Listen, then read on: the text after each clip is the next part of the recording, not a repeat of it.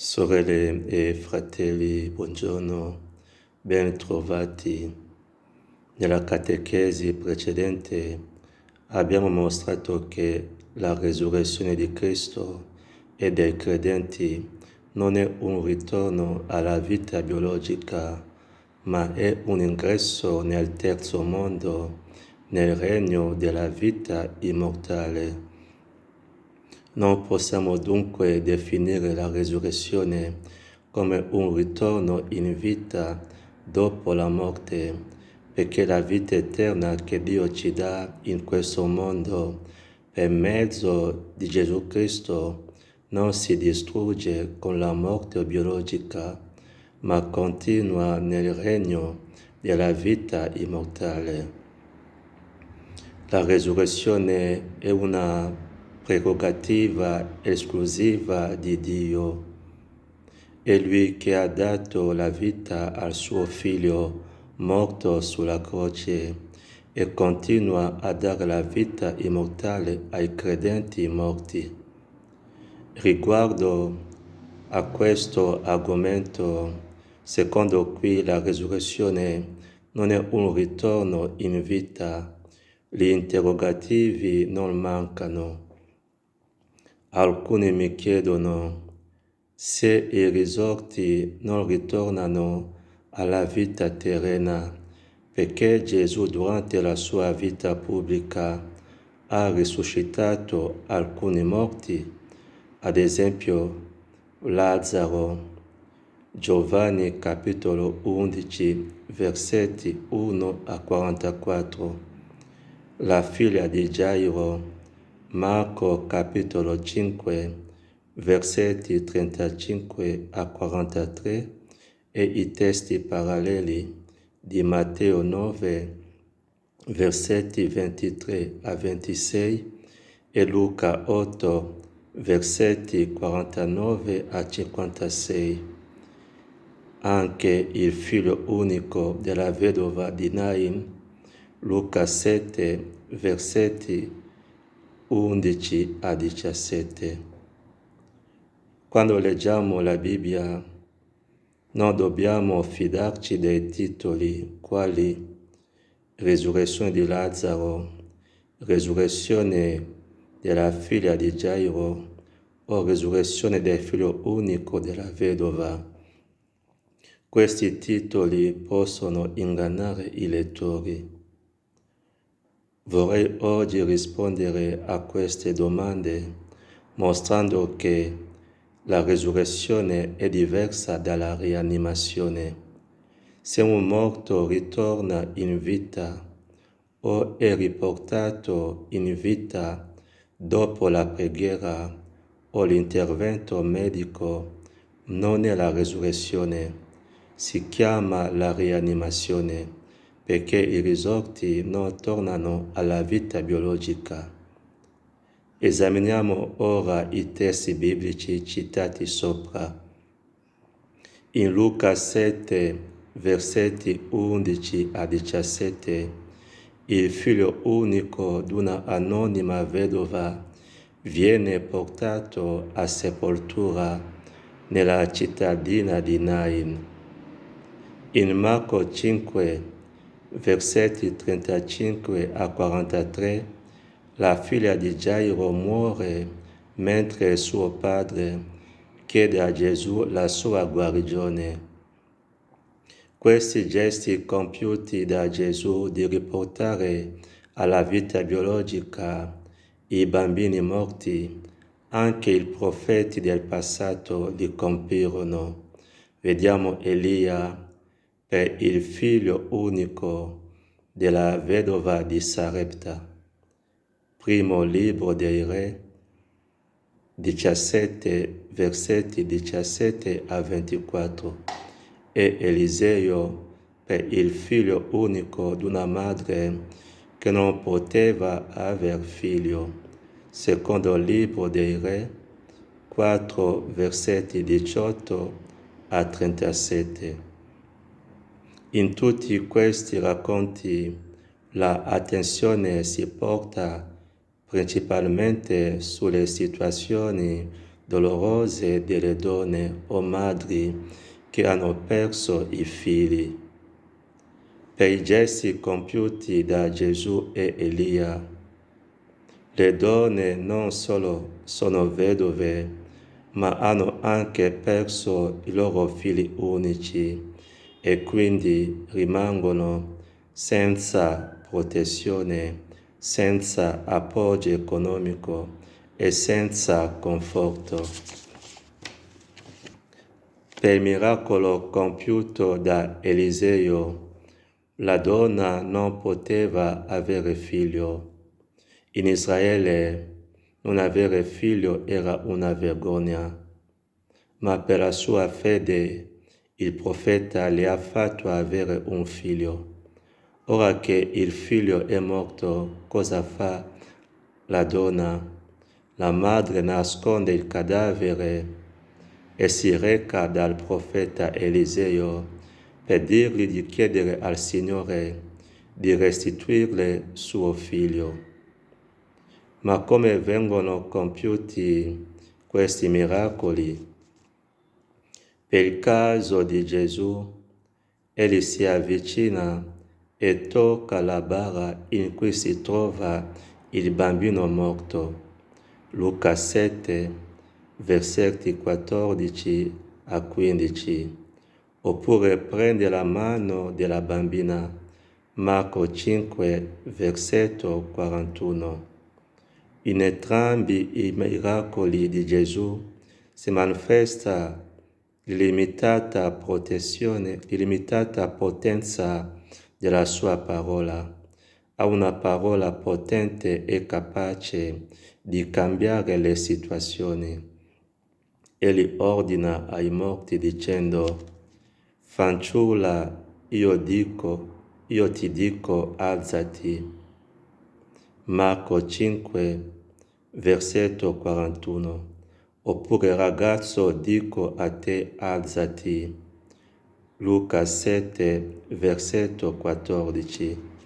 L'imperativo aramaico cum, alzati, equivale al greco egeire, che significa risorgi.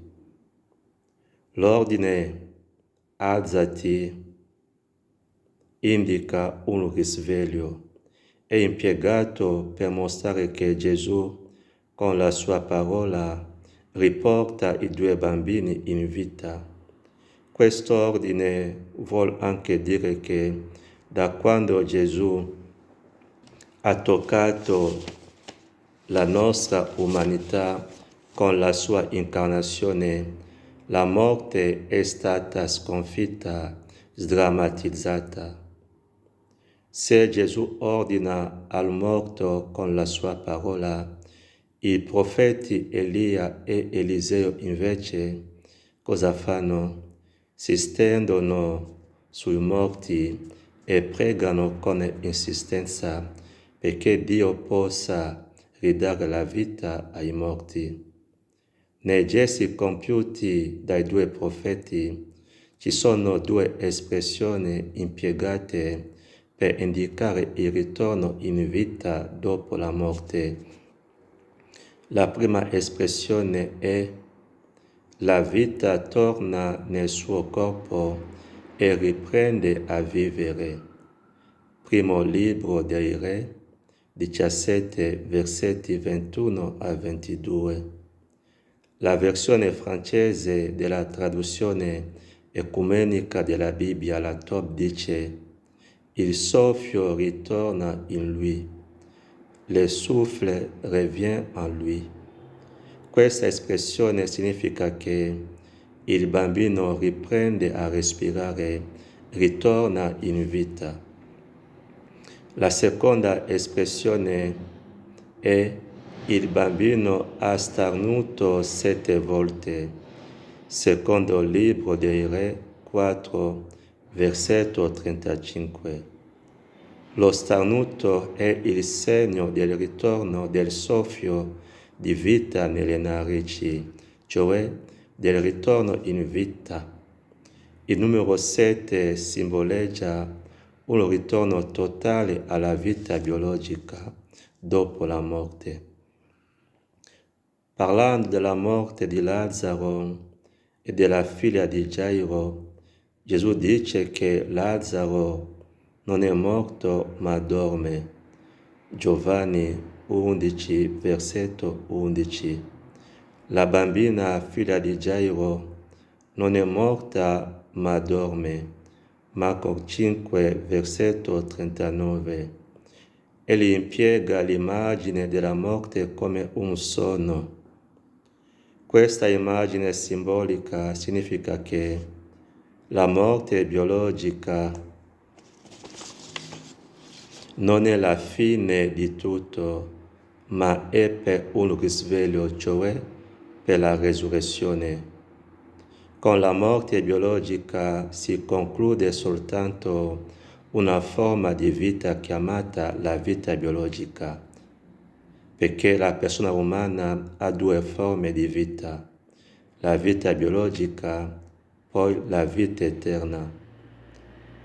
La seconda forma di vita, la vita eterna, che Gesù ci ha comunicata con la sua incarnazione, continua dopo la morte biologica, dopo la vita terrena, nel regno della vita immortale. E di fronte alla tomba di Lazzaro Gesù gridò: Lazzaro, vieni fuori. Giovanni 11, versetto 43. Questo grido mostra che Gesù ha sempre una parola molto potente, capace di tirare fuori dalla morte qualcuno. Il suo grido è il grido della vittoria della vita sulla morte, la vittoria che Gesù ha portato nel mondo con la sua venuta, con la sua incarnazione. Occorre notare che tutti questi gesti di riportare in vita compiuti da Gesù e dai profeti non possono essere chiamati resurrezione. Questi gesti prodigiosi sono sempre dei segni del potere di Dio e di Gesù di donare una vita che vince definitivamente la morte. Questi segni annunciano che la morte non è più il destino finale dei credenti. In questi gesti prodigiosi, i figli riportati in vita e loro madre sono anonimi. Ma perché sono anonimi? Perché rappresentano ognuno di noi nella sua situazione di morte o di crisi di fronte alla morte di una persona cara o stretta a noi. Ma quali sono le ultime raccomandazioni che Gesù fa quando riporta i morti in vita? Per la figlia di Gairo, Gesù dice ai familiari di darle da mangiare. Marco 5, versetto 43. Questa raccomandazione è rivolta anche a ognuno di noi oggi.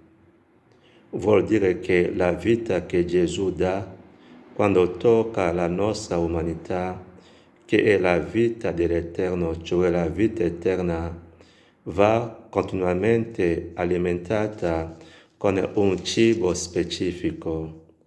L'unico cibo che alimenta la vita che Gesù ci dà è la sua parola, è la parola di Dio. Una volta assimilata in noi la parola di Dio, crediamo che la morte è per un risveglio. Poi quando Lazzaro esce dal sepolcro, Gesù fa questa raccomandazione: scioglietelo e lasciatelo andare. Giovanni 11, versetto 44.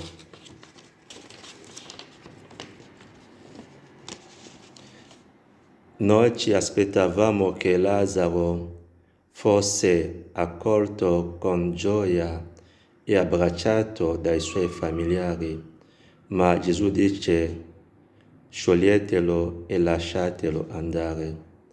Quest'ordine è rivolta a noi perché vogliamo trattenere spesso la persona cara morta presso di noi, perché la amiamo, andando ad esempio a piangere ogni tanto alla sua tomba, come se fosse la sua ultima dimora.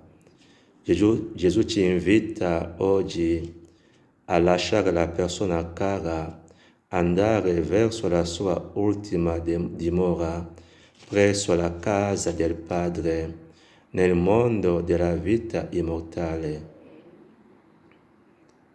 Dobbiamo dunque sapere che le persone care morte in grazia di Dio non rimangono nel sepolcro, non rimangono nel secondo mondo o nel mondo dei morti, ma sono direttamente introdotte da Gesù nel terzo mondo, nel mondo della vita immortale. E di fronte alla morte di una persona cara possiamo provare dolore, tristezza, possiamo anche piangere. Anche Gesù ha versato lacrime per la morte di Lazzaro, ma il nostro pianto di fronte alla morte di una persona cara e stretta a noi non è un pianto di disperazione, perché crediamo che esiste la resurrezione, perché crediamo che i morti risorgeranno e sappiamo per la fede in Dio che la tomba è soltanto una collocazione provvisoria. Con lo sguardo della fede siamo convinti che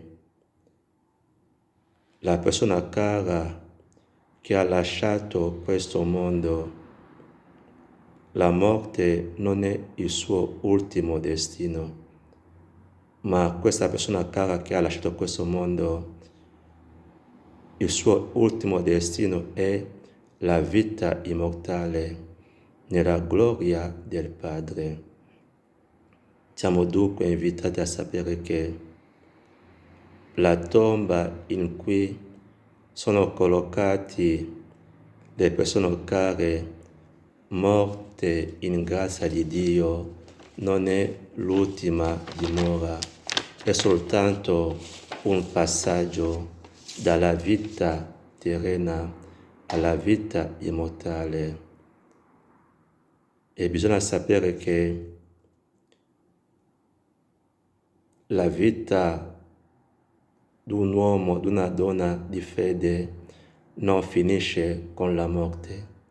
La morte distrugge una forma di vita che è la vita biologica, ma la persona morta in grazia di Dio continua a vivere perché la vita eterna che ha ricevuto in questo mondo con la sua fede in Dio continua anche dopo la morte biologica, dopo la vita terrena, continua nella vita immortale, continua nel mondo di Dio, continua nel mondo della vita immortale.